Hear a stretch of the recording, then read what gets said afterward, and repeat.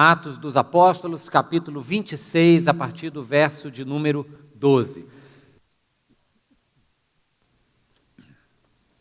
Nos diz assim: numa dessas viagens eu estava indo para Damasco, com autorização e permissão dos chefes dos sacerdotes. Aqui não precisa muito para você lembrar que quem está falando isso é o apóstolo Paulo, falando a respeito da sua trajetória. Ele está dando o seu testemunho pessoal diante do rei Agripa e do governador Festo. E ele continua aqui no verso 13: por volta do meio-dia, ó rei, estando eu a caminho, vi uma luz no céu, mais resplandecente que o sol, brilhando ao meu redor e ao redor dos que iam comigo. Todos caímos por terra, então ouvi uma voz que me dizia em aramaico: Saulo, Saulo, por que você está me perseguindo? Resistir ao aguilhão só lhe trará dor. Então perguntei: quem és tu, Senhor? Respondeu o Senhor: sou Jesus, a quem você está perseguindo. Agora levante-se, fique em pé. Eu lhe apareci para constituí-lo servo e testemunha do que você viu a meu respeito e do que lhe mostrarei. Eu o livrarei do seu próprio povo e dos gentios, aos quais eu o envio, para abrir-lhes os olhos e convertê-los das trevas para a luz e do poder de Satanás para Deus, a fim de que recebam o perdão dos pecados e herança entre os que são santificados pela fé em mim. Verso 19. Assim, rei Agripa, não fui desobediente à visão celestial. Preguei em primeiro lugar aos que estavam em Damasco, depois aos que estavam em Jerusalém e em toda a Judéia, e também aos gentios, dizendo que se arrependessem e se voltassem para Deus, praticando obras que mostrassem o seu arrependimento. Por isso, os judeus me prenderam no pátio do templo e tentaram matar-me, mas tenho contado com a ajuda de Deus até o dia de hoje.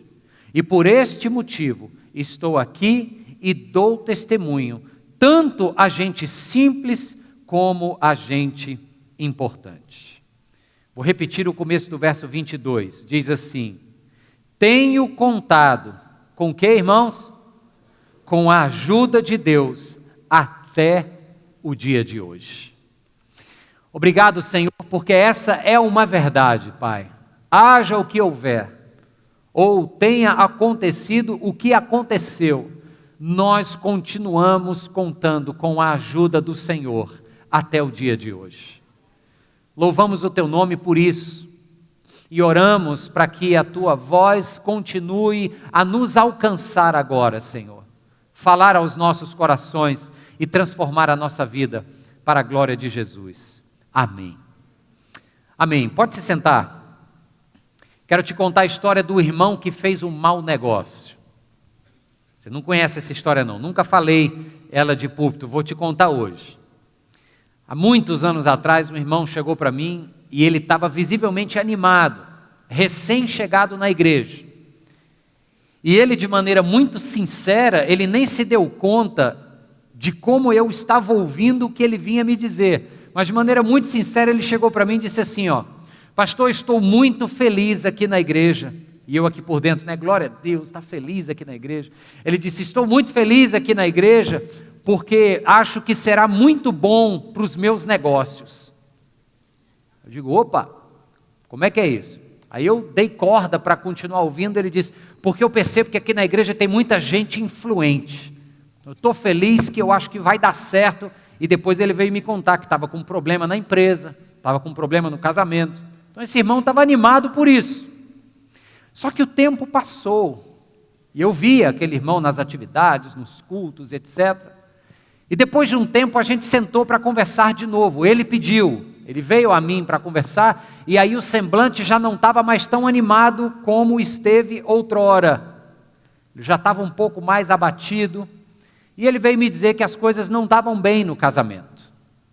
E que desde que ele havia vindo para a igreja, as coisas não tinham melhorado no trabalho como ele esperava. Ao contrário, tinham piorado.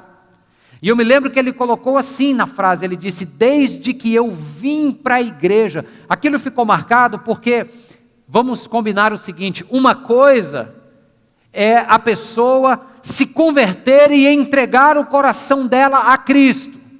E a partir daí, então, ir à igreja para experimentar este relacionamento de comunhão com o Cristo a quem ela se converteu, não é verdade? Outra coisa é a pessoa não ter tido experiência de conversão e simplesmente ir à igreja. Então, quando eu recebi aquele homem dizendo, cheguei na igreja e acho que vou me dar bem, ao mesmo tempo em que eu fiquei com o pé atrás dizendo, essa motivação não é lá a mais nobre, mas a gente também dá linha, sabe quando você solta a pipa que você dá linha? A gente dá corda, porque a gente sabe que ao longo do processo o Espírito Santo trabalha, é ou não é?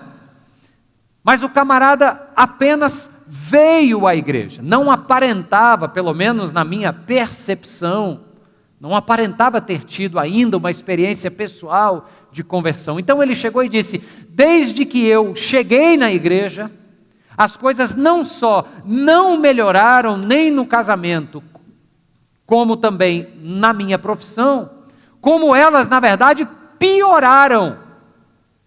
Aí eu cá comigo dizendo assim, já vi esse filme. Isso acontece. Não sei se você já teve essa experiência, mas sabe quando você está na caminhada com Cristo e você acha que as coisas vão melhorar, mas elas acabam piorando? A vida da gente é assim, e a gente se compreende no meio de muitos altos e baixos, é ou não é?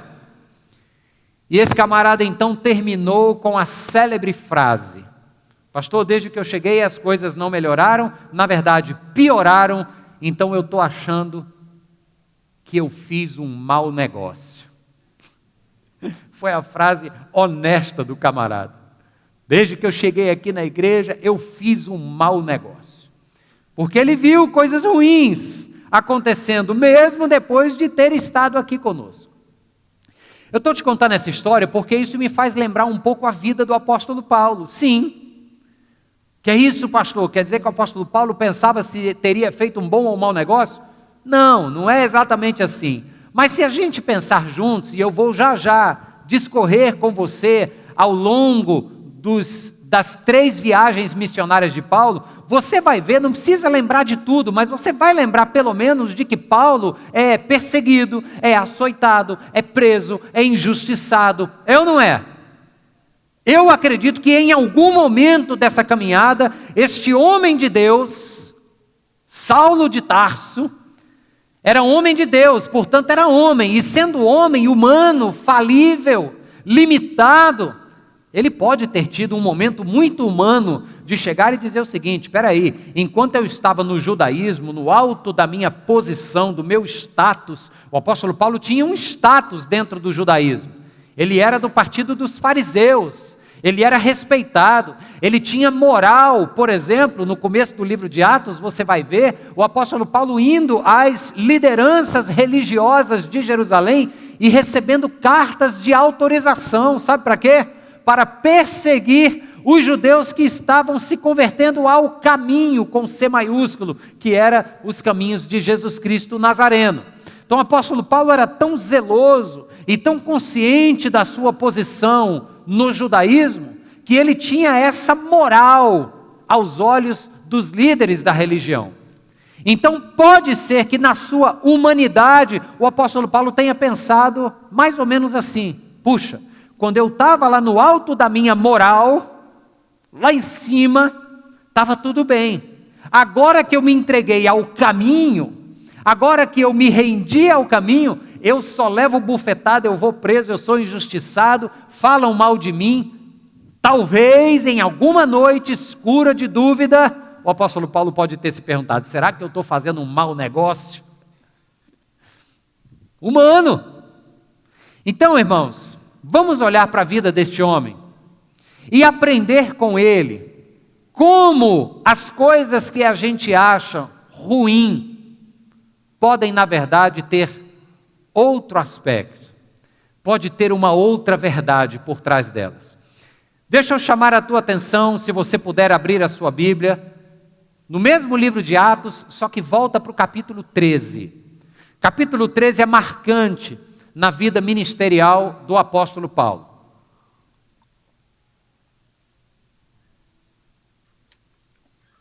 É marcante porque no capítulo 13, um parceirão de Paulo chamado Barnabé mandou chamar o grande apóstolo que estava esquecido lá em Tarso, sua cidade natal, traz ele para perto de si, e eles chegam numa igreja que tinha um fervor missionário, numa cidade da Síria chamada Antioquia.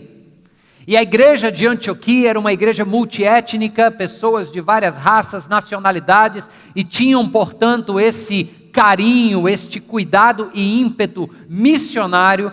E a igreja de Antioquia, orando, entende por parte do Espírito Santo que deveria enviar Barnabé e Saulo para uma grande missão.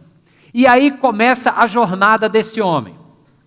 Porém, antes do apóstolo Paulo pegar o barco que vai cruzar o mar Mediterrâneo, na direção de Chipre, antes disso acontecer, o texto nos fala que o apóstolo Paulo, ao se converter na estrada de Damasco, ele chega até Damasco, cego, lembra que ele passa 3 dias sem enxergar? Depois de lá ele vai a Jerusalém, depois de Jerusalém ele vai para Cesareia, depois ele acaba chegando em Antioquia, antes passa por Tarso, sua terra natal. O texto nos fala, antes de chegar no capítulo 13, que nesse período, antes de começar a sua viagem missionária, o apóstolo Paulo já recebia ameaças de morte. Onde ele chegava, vinha o burburinho dizendo: homem, se esconde, homem, sai daqui, vai-se embora na calada da noite porque estão querendo te pegar. Então o apóstolo Paulo já começa a se acostumar ao tom que terá o seu ministério. E então capítulo 13 inicia, e ele com os seus companheiros de viagem, sabemos que era Barnabé e também Lucas, que é quem escreve esta narrativa, seguem para a ilha de Chipre. Vão na ilha de Chipre e encontram-se com Elimas, um homem que era conhecido como mago, alguém dominado pelo poder de Satanás, e logo ali já tem um embate com as forças das trevas. Depois ele chega na região da Panfilha, uma cidade chamada Perge. Depois ele chega em outra Antioquia, agora da região da Psídia. Depois ele vai para a região da Galácia, e na região da Galácia tem 3 cidades importantes no ministério de Paulo: Icônio, Listra e Derbe. Quando ele chega na cidade de Listra, algo interessante acontece, está no capítulo 14. Lá em Listra tinha um aleijado de nascença. Paulo e Barnabé são usados por Deus para curar aquele aleijado. O aleijado fica em pé. Imagine uma cidade grega pequena, onde todo mundo sabia, se o cara era aleijado de nascença, já tinha tempo suficiente para a sociedade de Listra se acostumar com aquela imagem daquele mendigo aleijado. É ou não é? De repente esse camarada está de pé. E eles que eram pagãos e cultuavam deuses da mitologia grega, olham para Paulo e Barnabé e confundem esses 2 emissários de Deus com deuses do panteão grego. Diz que o Barnabé era Zeus e diz que Paulo, que tinha o dom da oratória, o poder da palavra, era o deus Hermes. E eles vão atrás de buscar animais para oferecerem sacrifícios para Paulo e Barnabé. Paulo diz: olha, pelo amor de Deus, tira isso daqui, nós somos humanos como vocês. Eu estou te contando isso porque no mesmo pé em que de um lado a multidão está querendo adorar Paulo e Barnabé, tão abismada que ficou com aquele milagre, bastou que alguns judeus invejosos, com a presença de Deus na vida e no ministério de Paulo e de Barnabé, mudassem o coração das multidões, que essa mesma multidão que ora estava querendo adorar aqueles homens, agora se arma com pedras. E em Listra, o apóstolo Paulo é apedrejado. Ele é apedrejado, não é que ele levou uma pedrada aqui e acolá, não. Ele foi apedrejado, o texto fala no capítulo 14, a ponto de ter sido considerado morto. Não é que ele levou uma pedrada e saiu correndo com a testa sangrando. Ele caiu no chão, acabou, desmaiou, o povo olhou e disse: pode parar com as pedras, morreu. Mandam tirar ele da cidade, colocam ele do lado de fora. Final do capítulo 14 diz que os discípulos de Cristo se juntam ao redor de Paulo e o reanimam, e ele se põe de pé e vai para uma cidade vizinha chamada Derbe. Em Derbe ele recupera suas forças e agora começa a fazer o caminho de volta, e volta para a mesma cidade de Listra. O testemunho de Paulo em Listra foi trágico, ele quase morre, mas foi poderoso. Uma igreja forte se estabeleceu ali, região da Galácia. Então ele faz Derbe, Listra, volta para Icônio, volta para Antioquia da Psídia, depois faz o contorno, cruza o mar Mediterrâneo de novo, passa por Chipre e chega em Antioquia da Síria, bem pertinho de onde é a cidade de Alepo, que a gente acompanhou aí na guerra da Síria hoje em dia. Termina a primeira empreitada missionária de Paulo. E eu quero ler para vocês no capítulo 14, verso 22, tem uma palavra importante ali para esta primeira incursão do apóstolo no seu ministério. Diz que Paulo, fortalecendo os discípulos e encorajando-os a permanecerem na fé, Atos 14, 22, olha o que Paulo diz, abre aspas, é necessário que passemos por muitas tribulações para entrar no reino de Deus. O apóstolo Paulo está começando a entender que a vida com Cristo não seria uma vida apenas de rosas, teria dificuldades. Ele que estava sofrendo perseguições, ele que foi expulso de Antioquia, ele que fugiu do apedrejamento em Icônio, mas não escapou das pedras em Listra, ele que vem sofrendo esse tipo de injustiça, chega agora no final da sua primeira grande viagem dizendo, vou sofrer, não tem como, a vida com Cristo vai me trazer alguns percalços. Mas você acha o quê? Que o apóstolo Paulo parou e por causa das pedradas que a vida lhe trouxe, pensou assim, estou achando que eu fiz um mau negócio, olha essa história de caminho, devia ter ficado lá no alto da minha pompa em Jerusalém, como líder dos fariseus, fiz um mau negócio. Não pensou isso.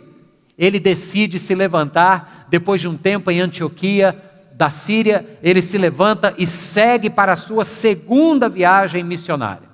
E essa segunda viagem missionária já começa com confusão. E o pior, não foi uma confusão porque judeus invejosos o perseguiram, não foi uma confusão porque pagãos confundiram eles com deuses, não, a confusão foi com seu próprio companheiro de viagem. Veja só, mesmo quem vive guiado por Cristo, mesmo quem está no contexto do corpo de Cristo, da comunidade de fé, ainda assim há de enfrentar dificuldades com o seu irmão. Diz que Barnabé porque queria levar agora nessa segunda viagem, um jovem chamado João Marcos. E o apóstolo Paulo não ia muito com a cara de Marcos, porque já sabia que o Marcos não era ponta firme. O Marcos teve uma ocasião lá que no meio da viagem missionária ele abandona Paulo e volta para Jerusalém. Aí Paulo diz assim, eu não quero Marcos com a gente. Aí o Barnabé bota, como a gente chama aqui, bota a faca nos peitos e diz assim, ou vai Marcos ou vai você. Decida, se você não quer ir junto com ele, ou vai um, vai outro. O apóstolo Paulo, ok, então você pode seguir seu caminho. Barnabé segue com Marcos para o sul e navega, diz a história, até a ilha de Chipre e some da história. Paulo agora se junta com outro companheiro chamado Silas e a partir do verso 15 sobe na direção da Síria, da região dos fenícios e vai agora para a mesma região da Cilícia, onde tinha Tarso, logo depois volta na região da Macedônia, onde ele passa por Derbe, Listra, Icônio, e chega então numa cidade muito importante chamada Éfeso. Porém, antes de chegar em Éfeso, ele chega em Filipos. E antes de chegar em Filipos, ele chega em Troade. Por que eu estou fazendo esse caminho de trás para frente? Para você entender bem. Porque quando ele está quase perto de Troade, o apóstolo Paulo tem a brilhante ideia de se dirigir ao mundo oriental. E ele quer seguir ao norte e dobrar à minha direita, aqui, na direção do Oriente. Ele quer ir para o leste. Mas Deus aparece a Paulo em sonho, na figura de um homem macedônio, dizendo assim, Paulo, passa a Macedônia e nos ajuda. Ele tem esta visão, O texto nos diz exatamente no capítulo 16 que ele é impedido pelo Espírito Santo de ir para onde queria, porque é como se Deus dobrasse o rumo da viagem e dissesse: não, você não vem para cá, você vai para lá, é para lá que eu te quero. E isso é um ponto importante, porque a gente chega aqui, abre um parênteses e se pergunta: quem é que dirige os nossos passos? Quem é que determina as nossas agendas? Você vive a sua vida, você acorda, vai para o seu trabalho, você encontra com pessoas. Quero te desafiar a todos os dias de manhã fazer uma oração parecida com essa assim. Ó. Você diz assim: Espírito Santo de Deus, dirige a minha agenda hoje. Coloca pessoas no meu caminho hoje. Faz o teu querer dentro da minha rotina ordinária. Imprime o teu extraordinário. Você topa fazer essa oração, sim ou não? Olha, cuidado. Topa mesmo? Porque se você fizer, Deus pode te surpreender, e vai, como surpreendeu a Paulo. Paulo então passa para a cidade de Troade, na Macedônia, conhece Timóteo naquela região da Galácia, na cidade de Listra. Timóteo vai se tornar o seu grande discípulo, e chega então, depois de passar por esses lugares, chega à cidade de Filipos. Era para lá que Deus queria que ele fosse. Filipos era uma cidade importante, era uma província romana, tinha uma posição privilegiada comercialmente falando. O mundo tinha os olhos em Filipos. Conhece uma irmã chamada Lídia, da cidade de Tiatira. Tiatira fica numa região na época chamada Ásia Menor, onde hoje é a Turquia. E essa irmã Lídia, ela já dirige um trabalho de oração lá em Filipos. E Paulo vê que o evangelho já tinha chegado ali. Paulo percebe que é um campo frutífero para pregar o evangelho, e por onde ele passava era perseguição. Ele se separou do Barnabé, os judeus ficavam com inveja, os pagãos se debatiam, tentando entender ou calar a voz do grande apóstolo. E aí em Filipos, Paulo e Silas encontram uma moça, escrava, possessa de um espírito demoníaco. Estou com calma aqui porque eu quero que você lembre desta ocasião. A moça, além de pertencer a alguns donos, porque era escrava, pertencia também aos poderes das trevas. E dizia que tinha poder de adivinhações. E os donos daquela escrava lucravam com ela, porque a colocavam a serviço daqueles que vinham querer respostas e oráculos. Era como se fosse uma cartomante da época. O apóstolo Paulo fica indignado com aquele quadro passivo de possessão e olha para a moça e expulsa o demônio dela. Linda cena. Acredito que a igreja que já se reunia em Filipos pode ter olhado para Paulo e ter dito: que maravilha, a gente sempre se angustiou com essa moça possessa aqui, ninguém nunca teve coragem de chegar perto, mas que bom que você veio e expulsou o demônio. Só que tem um problema, irmãos. O cafetão da moça, o cafetão da cartomante, o dono da escrava, fica indignado, porque Paulo havia tirado dele a fonte de lucro. E ele então diz o texto que ele vai fazer uma fofoca tão grande, vai mudar o coração das pessoas que estavam admiradas com a pregação de Paulo. Agora essas pessoas estão iradas com Paulo e com Silas, de modo que as autoridades ficam sabendo e levam Paulo para ser açoitado e preso. Então veja só, um homem que chega numa cidade movido pelo Espírito, ele queria ir para cá, o Espírito disse: é para lá, ele vai, obedece. Se tem alguém que está no centro da vontade de Deus, esse é Paulo, é ou não é, irmãos? A vontade dele era ir para o Oriente, a vontade de Deus era mais para o Ocidente. Ele disse: eu obedeço, ele foi. Ele chega na cidade e faz o bem, liberta a escrava. Então pense num cara firmeza, seguindo a vontade de Deus e fazendo o que é certo. Sabe o que acontece? Muitas vezes, com quem ora dizendo: Senhor, toma conta da minha agenda, quero fazer a tua vontade, quero fazer o que é certo. Sabe o que aconteceu na vida deste homem que fez isso? Chibata, açoite, chicotada, prisão, injustiça. Só que tem um detalhe, irmãos. Nesse momento o apóstolo Paulo poderia ter parado e ter dito assim: espera aí, se eu tivesse ficado lá no alto da minha pompa zelosa de judeu, eu estaria numa boa. eu estou achando que eu fiz um mau negócio em seguir o caminho. Podia ou não podia ter pensado isso? O cara estava seguindo a vontade de Deus e mesmo assim termina com as costas toda rasgada de chicote dentro de uma prisão fria e úmida. A diferença é que Paulo não era o tipo de homem que faz esse tipo de reclame, que fica nesse mimimi. O texto nos fala, surpreendentemente, que Paulo estava preso, injustiçado, com todas as razões de se perguntar se fez ou não fez um mau negócio. Mas ao invés disso, ele está na prisão, junto com Silas, numa madrugada fria, cheia de injustiça e de dor. E o que é que estes homens fazem? O que ele faz? Ele louva e ele canta a Deus. Verso 16. Quem tem convicção que é o Espírito Santo quem guia a sua agenda, quem tem convicção que está vivendo para agradar os planos de Deus e não os seus próprios, mesmo nos momentos de luta e injustiça, pode abrir a sua boca e cantar a Deus. No meio da dor, louvar ao Senhor. Amém, irmãos? É aquela música que diz assim, está sofrendo? Louve. Está difícil? Louve. Porque você sabe quem é o Deus em quem você crê. Dá um glória a Deus aí bem alto. Aleluia. Esse é o Deus em quem nós cremos. Glória a Deus. Só que aí é o seguinte, espera aí que a história está só na metade. Ele sai de Filipos, porque no meio desse louvor, quando a igreja louva, as cadeias se quebram. E as prisões de Paulo e de Silas foram abertas. O carcereiro olhou e disse, vala meu Deus, vou morrer. Eu tinha que cuidar que eles ficassem presos e os caras estão soltos. Aí Paulo diz assim, peraí, vão te matar por causa disso? Então fique quieto que ninguém vai sair daqui. E ele fica ali à noite com o carcereiro, prega o evangelho para ele, para a família dele, se converte o carcereiro, a casa dele toda.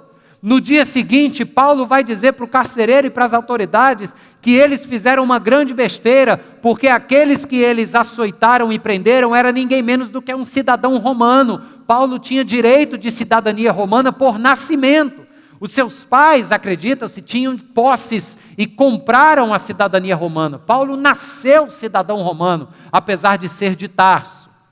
Então eles ficam assustados dizendo, mexemos com a pessoa errada. Chega para Paulo e diz assim, olha, vai-te embora então, a gente liberta você, desculpa aí, viu, foi mal aí, passa um mercúrio aí, um mertiolate nessas feridas, vai dar tudo certo, agora vai embora que se você ficar aqui a confusão é grande. Paulo se despede e vai embora. Dali ele segue para a região de Tessalônica. Em Tessalônica enfrenta perseguição também, depois segue para Bereia. Em Bereia diz que os judeus ficaram alvoroçados. Em Tessalônica eles começam a ficar incomodados porque tem muitos que se convertem. Em Bereia eles vão ficar mais incomodados ainda, alvoroço. De Bereia ele deixa Timóteo e Silas perto da região litorânea, segue sozinho de barco para Atenas. Em Atenas ele tem um embate intelectual. Se em Tessalônica e Bereia muitos se convertem, em Atenas poucos se convertem. É uma discussão do intelecto. O texto nos fala que não foram muitos, alguns se converteram. O apóstolo Paulo sai de Atenas, continua pela região da Acaia e chega em Corinto, uma outra grande cidade. Lembra de uma coisa? Tem 3 grandes cidades que Paulo foi e deu especial ênfase. Filipos, Corinto e Éfeso. Chego já em Éfeso. Em Corinto, o apóstolo Paulo conhece colegas de profissão, Priscila e Áquila também faziam tendas para ganhar a vida. Paulo se afeiçoa a eles, começam a trabalhar juntos e percebe que eles já estavam vinculados a uma igreja local, um movimento cristão, começam a pregar a palavra em Corinto. Trabalho muito frutífero. No capítulo de número 18, tem um texto importante, no verso de número 9. Este homem, que aqui e acolá teria motivos para se perguntar se fez um bom negócio se convertendo a Jesus, e que tinha levado já muita chicotada e muita injustiça e pedrada, esse homem agora recebe uma palavra de Deus, que creio eu, jamais o abandonaria, uma palavra que ficaria na sua mente, no seu coração para sempre. Capítulo 18, versos 9 e 10, diz assim: certa noite, o Senhor falou a Paulo em visão. E olha o que é que Deus disse: não tenha medo, continue falando e não fique calado, pois eu estou com você, e ninguém vai lhe fazer mal ou feri-lo, porque eu tenho muita gente nesta cidade.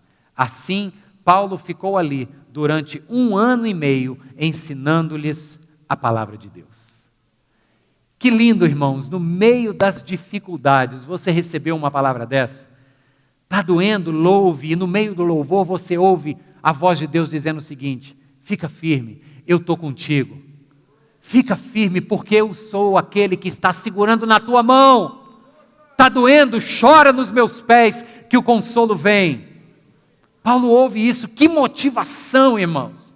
Que motivação. Aqui já é o final da sua segunda viagem missionária. De Corinto ele segue, passa rapidamente por Éfeso, deixa lá em Éfeso Priscila e Áquila, porque percebe que é uma grande cidade, e para lá ele quer voltar. Pega o barco, chega de volta em Cesareia, pertinho de Jerusalém, mas em vez de descer para Jerusalém, ele sobe para a sua cidade, Antioquia da Síria. Termina a segunda viagem missionária. Começa depois de um tempo a sua terceira e última viagem. E repare, estou caminhando com você pela vida ministerial do apóstolo Paulo para te comunicar uma grande verdade, uma verdade que impactou meu coração e que eu queria que chegasse no teu coração hoje. Terceira viagem de Paulo começa. Ele parte de novo para as regiões da Cilícia, Tarso, para a região da Galácia, Derbe, Listra, Icônio. Depois vai seguindo para a região da Frígia, Antioquia da Psídia ficava lá. De lá ele segue para as regiões mais distantes, chamadas regiões altas, vai até a Macedônia, Troade. E ali então ele chega finalmente em Éfeso. Éfeso era uma cidade que Paulo queria estar.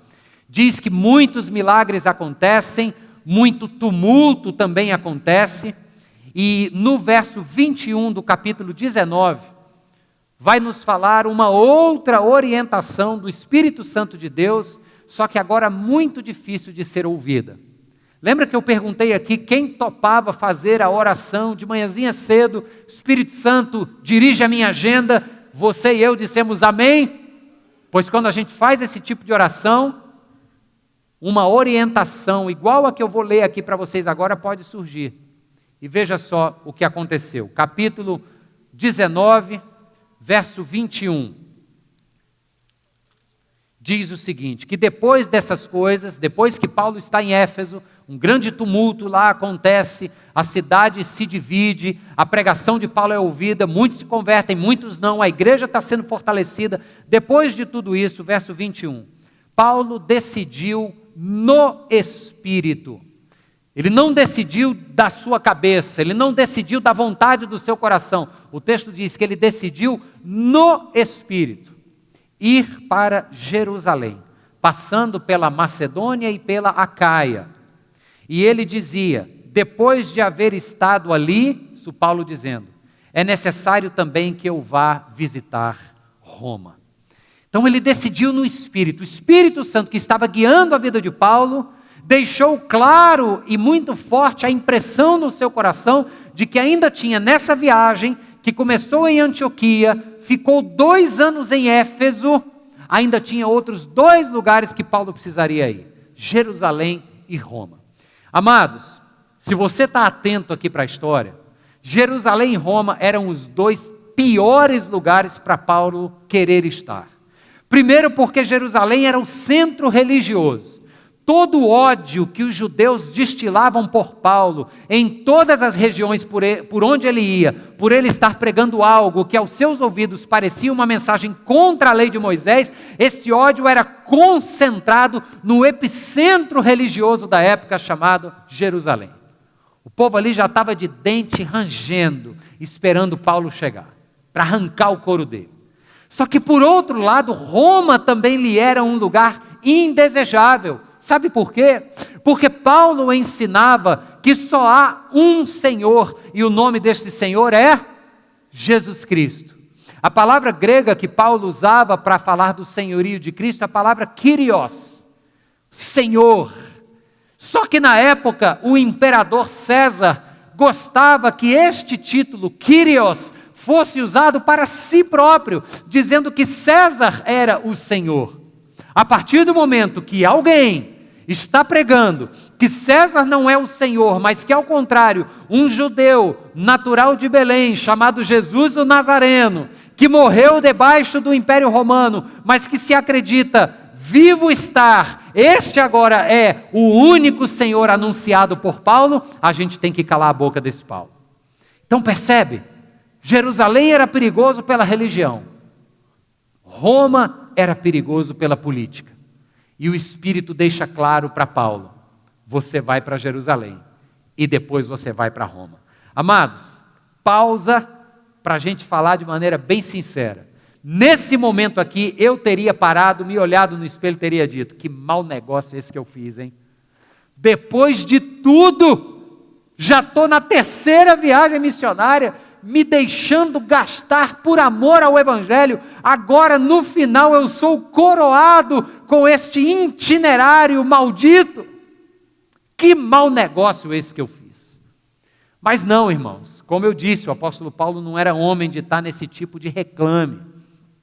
Ele entende que essa era a vontade de Deus, e sendo ela a vontade de Deus, é para lá que ele vai. Pega o barco e começa a voltar, passa pela região da Macedônia, passa pela Acaia, a Grécia, onde tinha ali Atenas, Corinto, passa por tudo aquilo, faz uma despedida muito chorosa, lá no capítulo 20, você vai ver o apóstolo Paulo chegando em Éfeso e se despedindo dos presbíteros de Éfeso, dizendo assim, Paulo disse isso, capítulo 20, provavelmente essa será a última vez que vocês vão me ver. Que barra, queridos. Paulo já está nesse clima de ir para o destino que lhe aguarda. Se despede dos presbíteros em Éfeso, vai embora, passa por Rhodes, Pátara, rumo à Síria, passa por Tiro, margeia ali a cidade de Tiro e chega então em Cesareia.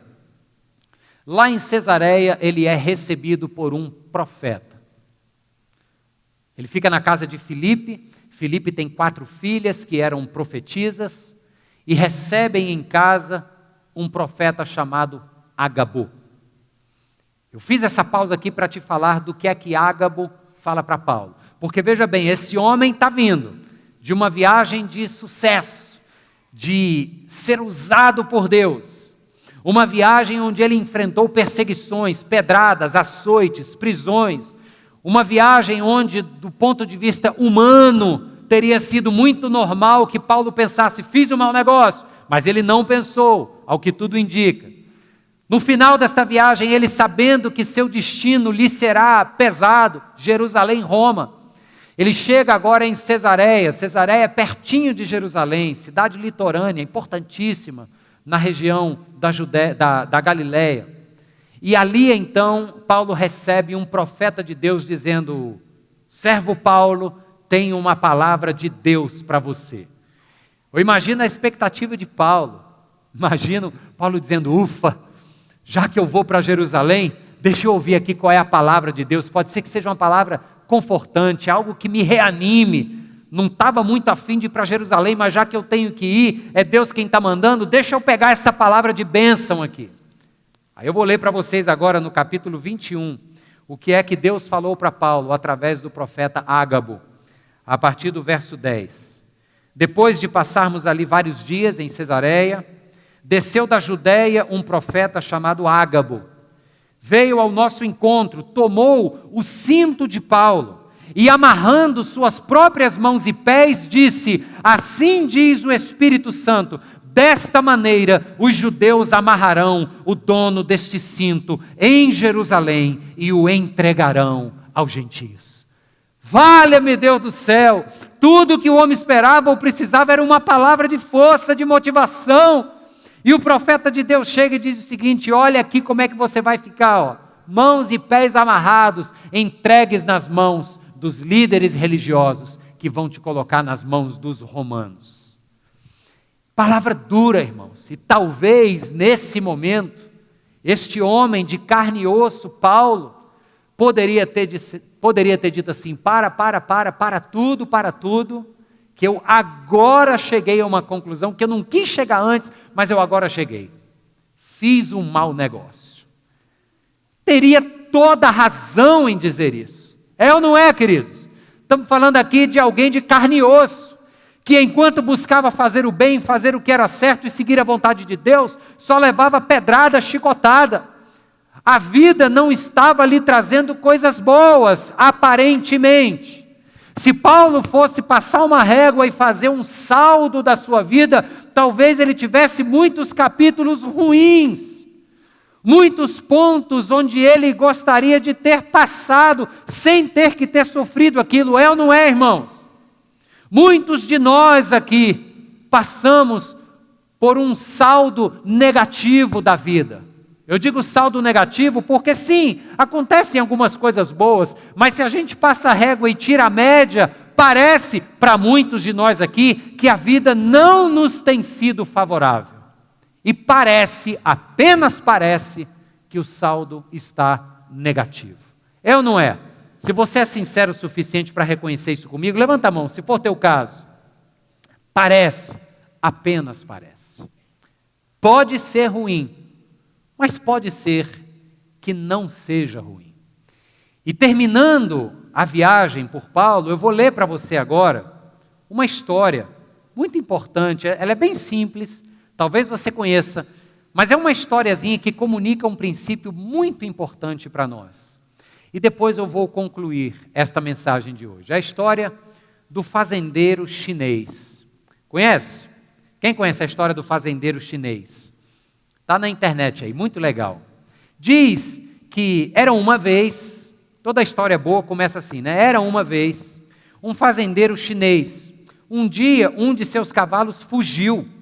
Seus vizinhos vieram até ele, comentando aquele acontecimento e dizendo que aquilo era um infortúnio, uma falta de sorte. E o fazendeiro apenas respondeu: pode ser. No dia seguinte, o cavalo que fugiu voltou, trazendo com ele outros 7 cavalos selvagens. Os vizinhos apareceram novamente, dizendo que isso era uma grande sorte. O fazendeiro olhou e disse: pode ser. Depois disso, o filho do fazendeiro, vendo os 7 cavalos selvagens, saiu para tentar domar um dos cavalos selvagens e caiu, quebrando uma perna. Os vizinhos vieram lamentar o ocorrido, dizendo que aquilo era muito ruim, que falta de sorte. E o fazendeiro chinês respondeu: pode ser.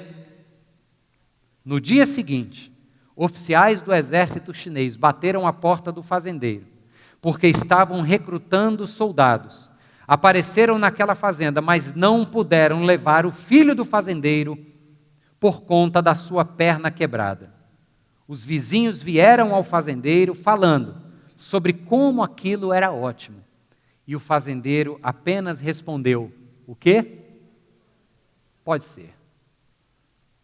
Quando a gente olha para a nossa vida e acha que o saldo está negativo, que na média entre o que de bom e o que de ruim acontece, a balança ficou no prejuízo e tem mais coisa ruim do que boa acontecendo, se você tiver o coração que Paulo tinha, a percepção que este homem de Deus teve ao longo da sua jornada, se você tiver dentro do seu coração a morada do Deus que habitava no coração deste homem, você vai olhar para este saldo aparentemente negativo e dizer assim: pode ser que não seja de todo ruim. O apóstolo Paulo entendeu isso, irmãos. O apóstolo Paulo entendeu que as coisas ruins que lhe aconteciam podiam ser ruins, mas podiam também não serem ruins. Um exemplo claro dentro da história de Paulo que lhes contei cansativamente. Paulo na prisão de Filipos. Paulo foi libertar a moça possessa e foi preso por causa disso. Paulo, humano, lhes disse, poderia ter olhado para as costas rasgadas de chicote, para a cela fria e úmida, fétida, para aquela noite escura e injusta, e podia ter comentado com Silas: meu amigo, que dureza, hein, rapaz? a gente fazendo o que era certo, que coisa ruim, que falta de sorte é essa, que mau negócio é esse que a gente fez. Só que Paulo tinha a presença de um Deus vivo em seu coração. Louvou, adorou a Deus, as cadeias caíram, o vigia lá da prisão, o carcereiro, ficou abismado com o poder de Deus, não só que abriu as correntes, mas acima de tudo, o poder de Deus que fez com que aqueles homens injustiçados e presos pudessem louvar no meio da dor. É poder de Deus, irmãos, que nos faz louvar em meio da dor. Este poder de Deus encantou, assombrou o carcereiro. E por causa de uma injustiça, por causa de algo aparentemente ruim, a prisão injusta de Paulo, a família do carcereiro inteira se converte e é batizada em nome de Jesus. Percebe como aquilo que é aparentemente ruim pode ser que não seja ruim? Virou bênção. E é isso que Paulo entende quando ele conclui escrevendo aos Romanos. No capítulo 8, verso 28, o famoso texto do apóstolo Paulo, quando ele diz assim: sabemos que Deus age em todas as coisas para o bem daqueles que o amam, dos que foram chamados conforme o seu propósito.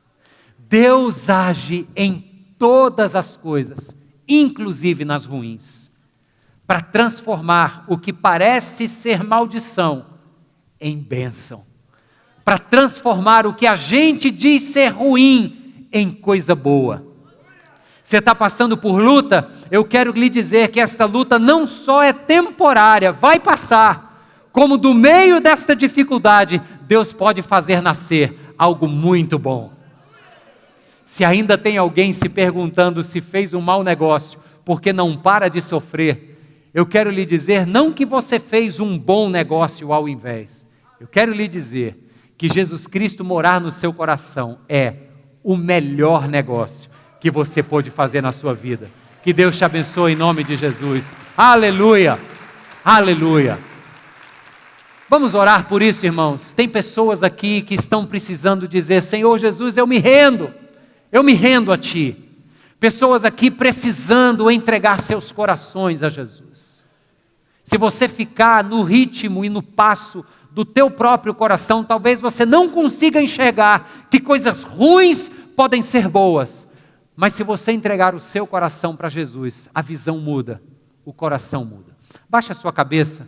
Eu queria orar por algumas pessoas aqui. E queria perguntar se tem alguém aqui hoje que quer entregar o seu coração para o senhorio de Cristo. Alguém quer se entregar a Jesus? Se é o teu caso, onde você está, levante a sua mão bem alto, para que eu possa te ver e orar por você. Amém, a minha irmã ali atrás, Deus abençoe sua vida, a irmã também. Você quer entregar o seu coração para Cristo e chamá-lo para ser Senhor de sua vida? Amém, minha irmã, Deus abençoe sua vida, já lhe vi, pode baixar. Quem mais? Alguém gostaria de fazer essa oração comigo? Entregar seu coração a Jesus? Talvez você esteja vindo à igreja há muito tempo, amém, querida, Deus abençoe você. Há muito tempo vindo à igreja, como Paulo ia à sinagoga, no alto da sua postura confortável religiosa. Mas houve um momento em que ele precisou entender que vida com Deus era uma vida de entrega. E disse: Senhor, não sou eu mais que faço minha agenda, é o Senhor quem toma conta do meu ser. Mais alguém? Quero perguntar uma última vez. Amém, querida, Deus abençoe você aí atrás. Amém, o senhor ali atrás, à minha esquerda, Deus abençoe, pode baixar a sua mão. Mais alguém quer dizer isso ao Senhor? Amém, amém. Deus te abençoe, irmã. Deus abençoe você. Como muitas pessoas levantaram, eu não vou me lembrar de todas. Se você levantou e não se importar, fique de pé no seu lugar. Eu quero te ver e eu vou orar por você agora. Se você levantou a mão, fique de pé. Amém. Pode deixar a luzinha assim mesmo. Amém. Aqui, isso. Deus abençoe você. Quero orar por todos vocês. Senhor, em nome de Jesus, o céu se alegra com essas vidas que lhes estão sendo entregues na tua mão agora, Senhor. A palavra de Deus nos diz que há festa no céu quando um pecador se arrepende. Há festa na terra também, Senhor, e nós celebramos estas vidas que hoje estão entregando seus corações ao Senhor. Louvado seja Deus por cada uma delas. E a minha oração, Deus, é que Teu Espírito Santo possa convertê-los diariamente, converter os seus caminhos nos caminhos que o Senhor tem para elas. Em nome de Jesus, meu Deus, manifesta o Teu poder sobre essas vidas, sobre as famílias que elas representam. Restaura as suas caminhadas, em nome de Jesus. Amém e amém. Deus abençoe vocês, Deus abençoe a todos. Amém.